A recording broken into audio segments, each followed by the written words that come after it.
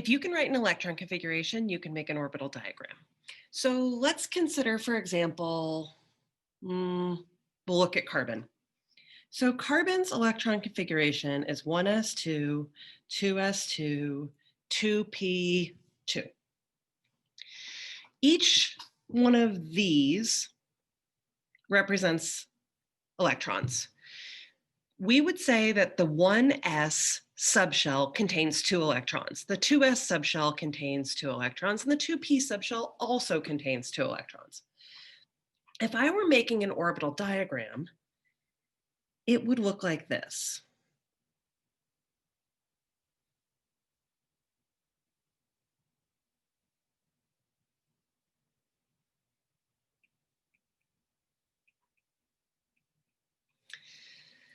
So you might be able to see that the arrows represent electrons. We've got an up arrow and a down arrow in each space, a maximum of that. We say that these spaces, the ones that I'm highlighting right now, are known as orbitals. And one orbital can hold 2 electrons.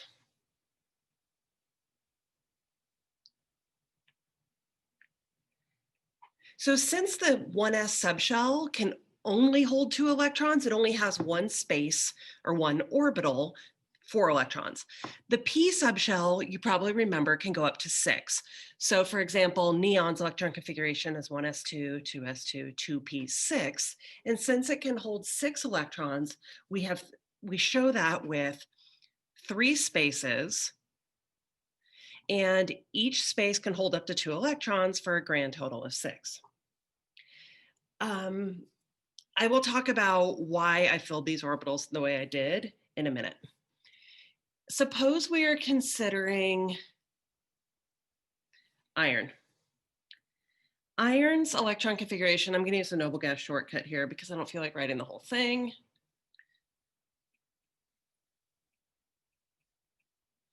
Is Ar4s2 3d6. I could write out the 1s2, 2s2, 2p6, blah, blah, blah, blah, blah, all the way up till I get to the end of argon, but I'm too lazy to do that right now. I would show the 4s subshell, and I would show the 3d subshell. D can hold a total of 10 electrons. So if you think about it this way, if it can hold 10 electrons and each space can hold 2 electrons, the D subshell should have a total of 5 lines. Now filling in the electrons. These electrons here, one has an up spin and one has a down spin. I tend to make my down arrows different than my up arrows. That doesn't mean anything different. It's just the way my hand works. These 6 electrons are going to be, let me use a different color.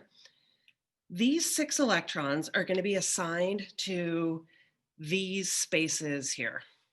The order that I fill them, though, is I need to do the ups and then the downs. So 6 total electrons. Up, up, up, up. Once I've done all the ups, now I can go back and pair them up and make the downs. So that would be the end of my orbital diagram for iron.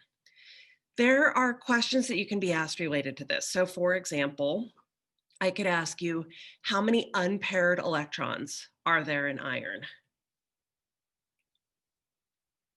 So for the question, how many unpaired electrons in iron? Well, you simply go through and see how many electrons there are that aren't paired up, don't have friends. 1, 2, 3, 4. Suppose I had asked you how many unpaired electrons there are in carbon. Let's go back and look at carbon. Unpaired, unpaired, 2. Okay, let's take a look at another example. We're going to show the orbital diagram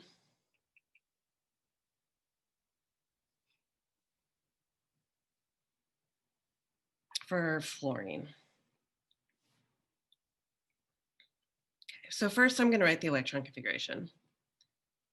You don't have to do it, but it's easier for me to do the orbital diagram if I have the electron configuration in front of me.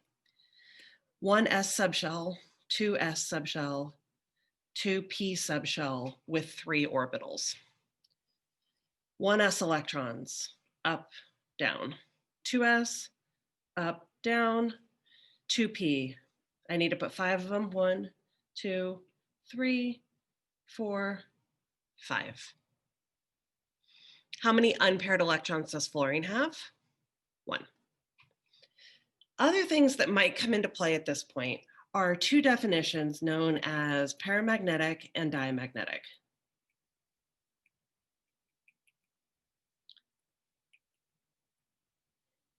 Paramagnetic and diamagnetic mean how these things will behave in a magnetic field. Things that are paramagnetic can be oriented with a magnetic field, and those that are diamagnetic cannot. Really, for the sake of the AP test, you would just be asked whether something is paramagnetic or diamagnetic. And here's how you know. It is paramagnetic if it has unpaired electrons. Any, one or more. The more unpaired electrons it has, the more paramagnetic it is. Something is diamagnetic if it has no unpaired electrons. The only way that something's going to be diamagnetic is if its electron configuration has full subshells.